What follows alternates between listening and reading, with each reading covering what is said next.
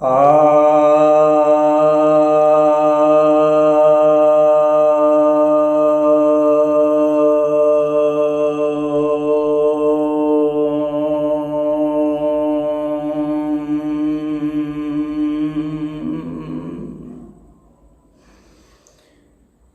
सभी भक्तजनों को सप्रेम नमन। भक्तों, आज मैं आपके समक्ष विज्ञान भैरव तंत्र के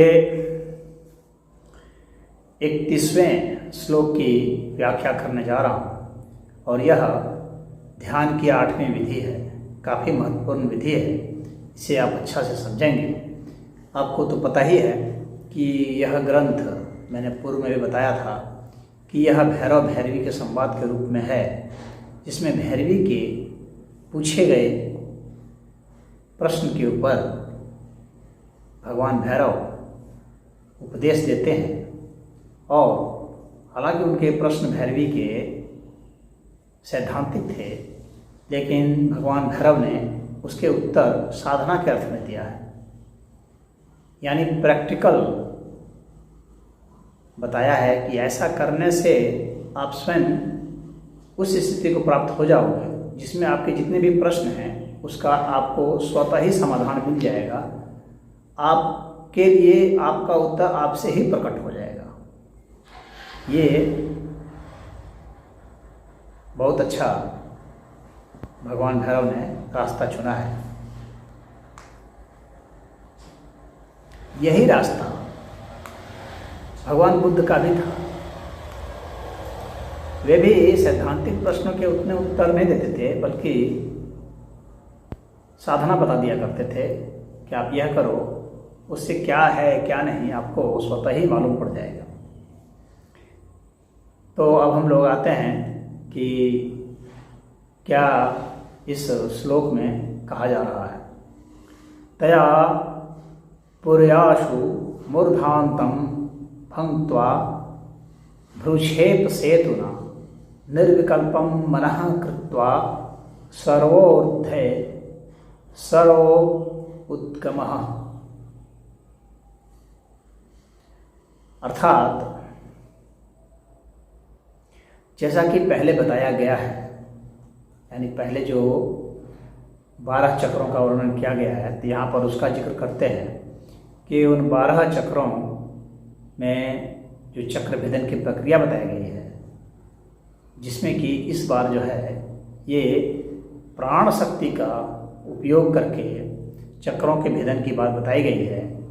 और उस प्राण शक्ति का भेदन करके जब चक्र जो है मूर्धा तक पहुंचता है, भ्रूमध्य तक पहुंचता है, भ्रूक्षेप सेतुना, वो जो सेतुना है यानी वहाँ के बाद एक सेतु है। कहने का तात्पर्य है कि भ्रूमध्य तक पहुँच जाते हैं, अर्थात भ्रूमध्य चक्र तक, अर्थात आज्ञा चक्र तक पहुँच जाते हैं। उसके बाद क्या होता है, उस सेतु से पार जाने पर क्या होता है, निर्विकल्पम मनः कृत्वा, इसके बाद मन निर्विकल्प हो जाता है और सभी प्रकार का ऊर्ध्वगमन हो जाता है। सर्वव्यापकता आने लगती है और सर्वज्ञ उद्गम होता है। हर चीज़ का जो उद्गम है, सभी चीज़ का उद्गम है, यानी हर चीज़ जहाँ से निकलती है, जहाँ से प्रकट होती है, उस चीज़ का हमें बोध हो जाता है। यह यहाँ पर मतलब है। तो भ्रूमध्य तक तो कोई भी साधक प्राण शक्ति का ऊर्ध्वगमन करके पहुंच जाता है, आज्ञा चक्र तक पहुंच जाता है। और वहां तक पहुंचने को अगर महर्षि पतंजलि की भाषा में कहें तो सविकल्प समाधि उपलब्ध होती है। उसके बाद जो है निर्विकल्प समाधि उपलब्ध होती है। उस जो यहाँ पर बताया गया कि उस सेतु को पार करेंगे तो निर्विकल्प समाधि उत्पन्न होती है। तो वह निर्विकल्प समाधि, इसको निर्बीज समाधि भी महर्षि पतंजलि जी ने कहा है। तो यहाँ पर निर्विकल्प का ही प्रयोग किया गया है। निर्विकल्पम मनः, मन जो है निर्विकल्प हो जाता है, कोई विकल्प नहीं रह जाता है और सब चीज़ का ऊर्ध्वगमन हो चुका होता है। इस तरह से कि सभी चीज़ों का वास्तव में उद्गम कहाँ है, उसका स्रोत कहाँ से वो निकला है, उसका पता चलता है। तो अब आपको व्यवहार के अर्थ में समझना है कि इसको किस तरह से हम लोग प्रयोग करेंगे। जैसे मैंने बताया था शुरू में ही कि आपको श्वास प्रश्वास जो है, यानी श्वास को लेना और श्वास को छोड़ना, यह जो है इसके बीच में एक गैप होता है जिसको मध्य दशा कहते हैं। यानी जिसमें कि हम थोड़ा पॉज करते हैं, थोड़ी देर रुकते हैं। जब आप सांस छोड़ते हैं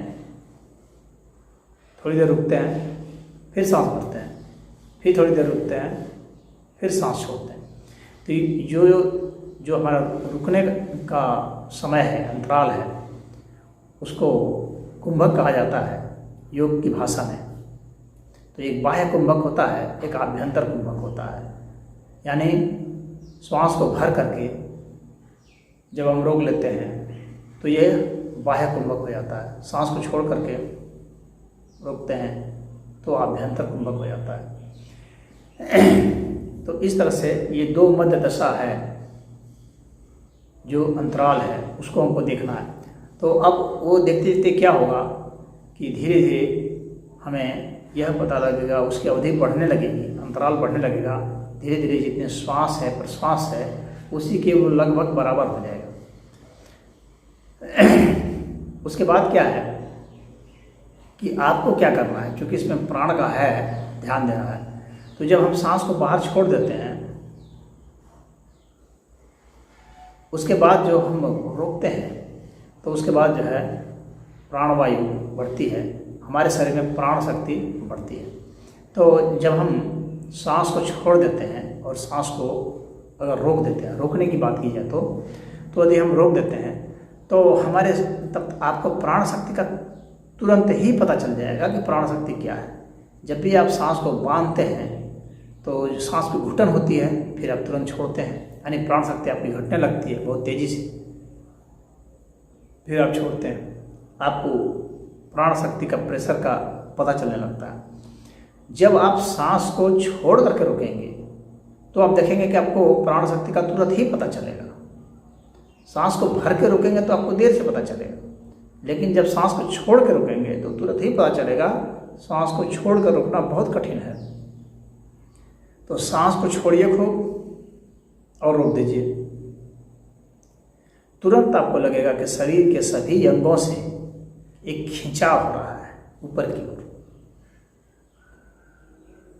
हृदय की ओर खिंचाव होने लगेगा और बहुत थोड़ी देर में ही दम घुटने लगेगा, प्राण शक्ति का एहसास होने लगेगा, चिंगारी फूटने लगेगी, दम निकलने लगेगा। लेकिन अगर आप पकड़े रहे चिंगारी फूटने लगेगी, रोशनी आने लगेगी। ये तुरंत ही मतलब कुछ 1.5-2 मिनट में अगर एहसास करना है तो यह है।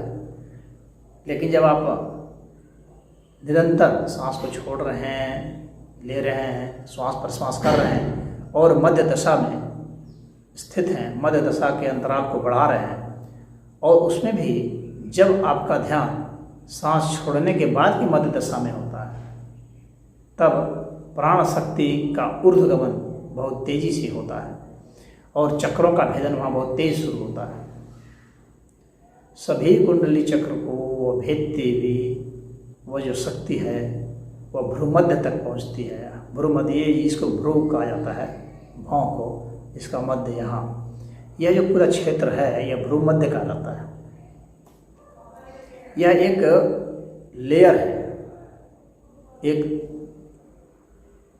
तरह का मतलब सतह है, एक तरह से समझ लीजिए।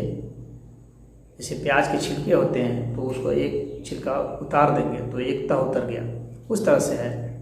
तो यहाँ पर जो 12 तह बताए गए हैं तो उन 12 तहों को इसी तरह से धीरे धीरे उतरना होता है, अपने आप ही उतरता है, यानी उसको भेदता जाता है। ये प्राण शक्ति भेद दी जाती है। तो जब आप सांस छोड़ने के बाद थोड़ी देर रुकने का अभ्यास करते जाते हैं तो यह छोड़ने के बाद रुकना जो है यह बहुत ही महत्वपूर्ण होता है, क्योंकि यह प्राण की ऊर्ध्व गति बहुत तेज से करती है। आप देखेंगे, पहली बार में देखेंगे कि आपके मूलाधार यानी जनेंद्रिय से और गुदा द्वार से और ऊपर पेड़ों से, यहाँ से तो तुरंत ही शक्ति खींच के ऊपर चली जाएगी, पैरों से खींच के तुरंत चली जाएगी। तो इसको आप अभ्यास करेंगे, तो अभ्यास जब करते जाएंगे तो धीरे धीरे धीरे आप देखेंगे कि ये प्राण शक्ति का सीधे सीधे ऊर्ध्वगमन आपको एहसास होगा। और जब उसकी अवधि काफ़ी लंबी हो जाएगी और सहज हो जाएगी, लंबी भी होनी चाहिए, सहज भी होनी चाहिए। ऐसा नहीं कि एक बार कर दिया उसके बाद डिस्टर्ब हो गए, ऐसा नहीं आपका चित्त शांत रहते हुए ही आपको करना है। ऐसा नहीं कि एक ही बार में खूब जोर से उसको आगे बढ़ा देना है और अगली बार हाँफ रहे हैं, ऐसा नहीं करना है। उसको सामान्य रूप से ही करना है, थोड़ा थोड़ा बढ़ाते जाना है। तो इससे क्या होगा कि आप हाँफेंगे नहीं, आपकी शक्ति बढ़ती जाएगी और आप उसका ऊर्ध्वगमन देखते जाएंगे और सहज वृत्ति से आपकी कुंडलिनी शक्ति जागृत होकर के प्राण शक्ति का ऊर्ध्वगमन होता चला जाएगा और यहाँ के तक आसानी से यहाँ तक पहुँच जाएगा। इसके बाद की बात है कि वह प्राण शक्ति बहुत सूक्ष्म शक्ति के रूप में फिर यह परिवर्तित होगी और वहाँ से वह शिव तत्व में परिवर्तित हो जाती है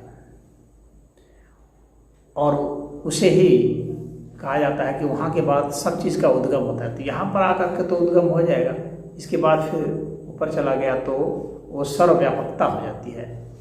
तो सर्वव्यापक स्थिति तक आप इस तरह से पहुँचते हैं और बाकी जो अनुभूतियाँ हैं अब जब रोकेंगे तो सबसे पहली चीज़ क्या है, आपको क्या एहसास होगा, वो है प्रेशर का। इसके पहले जो ध्यान साधना विधि बताई थी मैंने, उसमें क्या था कि विद्युत का एहसास होता था, किसी में प्रकाश का एहसास होता था, तो किसी में ध्वनि तरंगों का एहसास होता था। इन सब चीज़ों के विषय में बताया गया था। तो इसमें क्या होगा कि आपको प्रेशर का एहसास होगा। आप जानते हैं प्रकृति का एक बहुत महत्वपूर्ण गुण प्रेशर है और उस प्रेशर से ही जो है प्राण शक्ति का एहसास होता है। और प्रेशर जब बहुत ज़्यादा होता है तो आदमी डिस्टर्ब हो जाता है, अशांत हो जाता है। तो जो अधिकतम प्रेशर को, दबाव को आराम से झेलता है, शांत होकर झेलता है, वह बहुत ही ज़्यादा विपरीत परिस्थितियों में भी अपनी क्षमता बनाए रखता है। तो निर्विकल्पम मनः कृत्वा, तो यहाँ पर जो है निर्विकल्प मन की स्थिति जो है निर्विकल्प हो जाती है। ऐसा आप कर पाते हैं जब वहाँ तक स्थिति पहुँचेगी, 12 चक्रों का भेदन होगा और पराभैरव, उस स्थिति को पर भैरव भी कहा जाता है। यानी जो भैरव अवस्था है उससे भी और आगे की अवस्था हो जाएगी, पर भैरव की अवस्था हो जाती है, जिसमें कि समग्र अस्तित्व ही शामिल हो जाता है। उस अवस्था का एहसास आपको होगा। तो वहाँ पर आपको सभी चीज़ों का न सिर्फ उद्गम बल्कि सभी इन उद्गमों से परे की अवस्था, निराकारता की अवस्था, शिवत्व की अवस्था का आपको बोध होगा। और यह भी बहुत ही आसान सा है और चूँकि यह सेकंडों में अनुभूति देता है, इसलिए आप देखेंगे कि इतना व्यावहारिक है कि आपको पूरा भरोसा हो जाएगा कि नहीं, ये ध्यान विधि बहुत सही है। क्यों? क्योंकि इससे आप जो है तत्काल ही महसूस कर लेते हैं खिंचाव को। और जब खिंचाव होता है तो जैसे सक्शन प्रेशर होता है कि जैसे वो इवैक्यूएशन मशीन होती है, खींच लेती है हर चीज़ को अपनी ओर, उसी तरह से आप देखेंगे कि ये पूरा खींच लेगा। ऊपर की प्राण शक्ति पूरे आपके शरीर के पूरे सत्व को खींच करके ऊपर की ओर ले जाने लगती है। जैसे वैक्यूम क्लीनर होता है आपके घर में, उसको चला देते हैं, हर चीज़ को सट सट सट सट खींचने लगते हैं अपने में, उसी तरह से इसमें सब कुछ खींचने लगेगा। तो ठीक जो है वैक्यूम क्लीनर की तरह यह काम करेगा और आपके जितने भी दोषपूर्ण चीज़ें हैं, जितनी भी जहरीली चीज़ें हैं, उनको खींच लेगा अपनी ओर, उसको परिवर्तित कर देगा, रूपांतरित कर देगा और रूपांतरित करके उन सबको प्राण शक्ति में बदलता चला जाता है, अपने जैसा उसको बनाता चला जाता है। प्राण शक्ति फिर बदलते बदलते शिव तत्व में हो जाती है।